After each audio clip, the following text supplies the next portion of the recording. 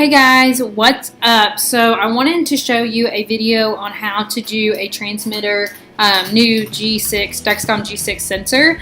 Unfortunately, I failed you guys, and when I actually changed mine, I forgot to record it. So what I'm going to do today is I'm just going to show you how it is on your app. So if you have problems or if you use your phone app, I can even show you the receiver, but it's the same thing.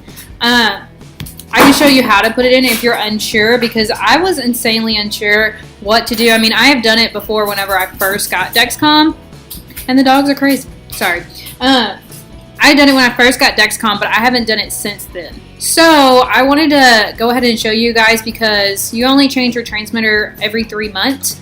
And I did want to let you know, like the last, I want to say like 2 weeks, it did show, it would send me like notifications. Like I'd get like a random notification and it would be like, hey, your transmitter is low on battery and will be expiring in like 2 weeks-ish.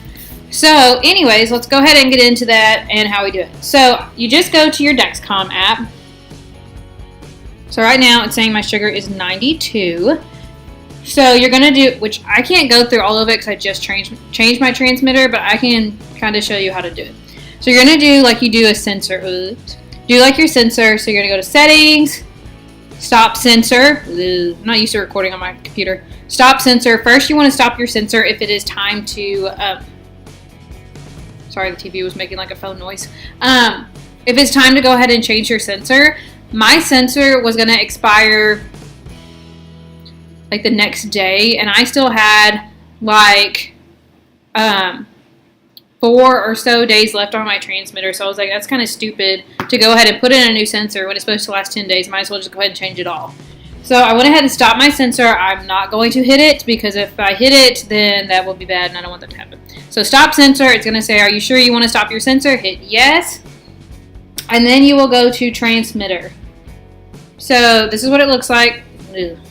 On your transmitter, you will go to pair new, which is at the, man, that's really struggle. Go to pair new, this way, there we go. And then you will have a little box that has a small transmitter, which you guys have seen mine. It's gray.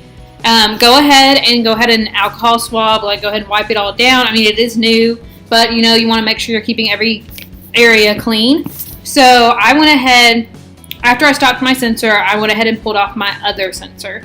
So I tore it off and I just set it there. And usually if you are just using another sensor and not changing your transmitter, you will go ahead and grab that other, you will like take it out of the little package, which is in my last video. Take it out of the package and then clean it off and then stick it back in. With a new transmitter, you can just go ahead and set that whole sensor aside, and won't even have to touch that anymore, because you no longer need that transmitter because the battery is no longer there.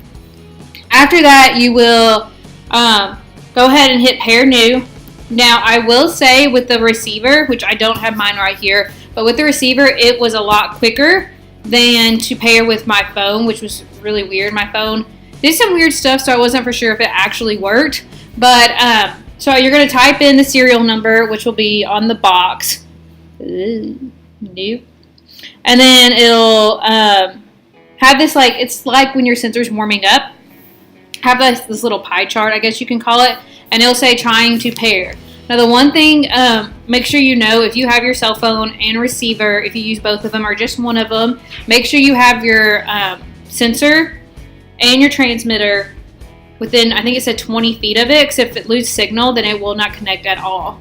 Also, make sure your Bluetooth is always on. Mine was on, but for some reason it never says it's like on, and I've realized that with Dexcom, is that it says it's not connected, but it is connected, which is really weird. But make sure your Bluetooth is on so it can connect. Now, I didn't move, and I know you can. Also, let me go back a second. So when you put in your new sensor and you've already put in your transmitter number, you can go ahead and put in like your sensor.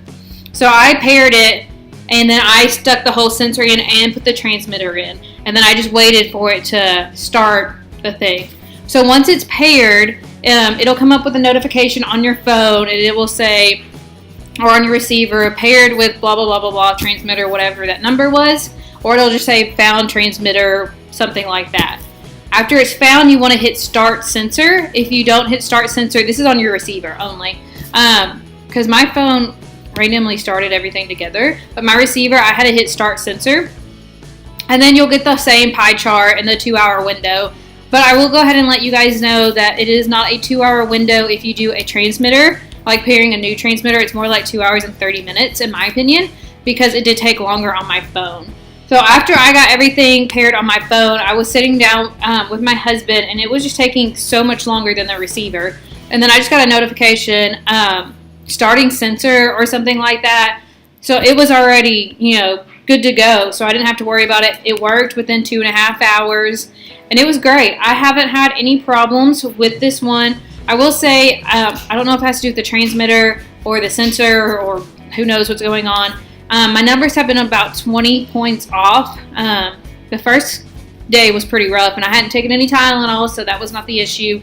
And then, other than that, it's getting pretty much normal. I will say that now that I've had Dexcom for, let's say, going on 4 months now, I definitely recommend calibrating. I know you don't have to calibrate, and if it wants you to calibrate, it'll say like calibrate at 11:59 or have a little thingamabobber, like a little blood drop is how I describe it, on the side saying calibrate.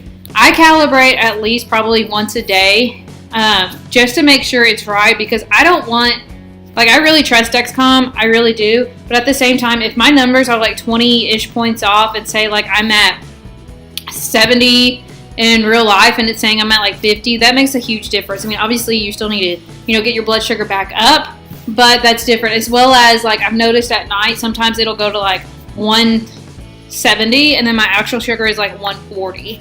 So if you calibrate, it definitely gets it on track. Something I also want to message or say something, not message, but when you calibrate, it doesn't go to the number. So say you calibrated and pricked your finger and it's like 114. If you put that in your phone, you go to the settings button.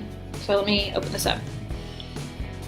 And you hit calibrate. No, it's not going to focus. Well, if you see that little blood drop, that's where you hit it. And it has like 3 different blanks. If you hit that, it will not change to 114 immediately. I have done it before where I hit it twice, so it'll go straight there, but usually it'll be about 5 points off. I don't know if that's because of the delay. I still haven't learned that for sure. But always, keep up with your sugar, calibrate. And if you guys have any questions about, putting in a transmitter, I will show my next one if I remember, and I do apologize. But it's the exact same thing as putting in a new sensor. You just have to put in a new transmitter number. So it's not difficult, and you just have that extra 30 minutes to, put in there. But anyways, if you guys have any questions, please leave them in the comments below. I'd be happy to describe the calibrate or the transmitter to you guys and show demos. Just let me know what you guys want in the comments. And if you like this video, please give it a thumbs up and subscribe. Bye, guys.